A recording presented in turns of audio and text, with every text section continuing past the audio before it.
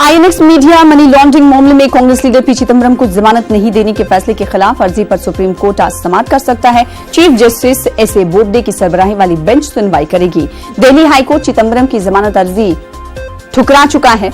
आपको बता दें कि 23 अक्टूबर को सुप्रीम कोर्ट ने पी चिदंबरम को सीबी के जरिए दायर केस में जमानत दे दी थी। फिलहाल ईडी मामले में चिदंबरम तिहाड़ जेल में है। इससे पहले चिदंबरम को सीबीआई के जरिए दायर केस में जमानत दे दी गई थी और फिलहाल ईडी इस मामले पर चिदंबरम तिहाड़ जेल में है।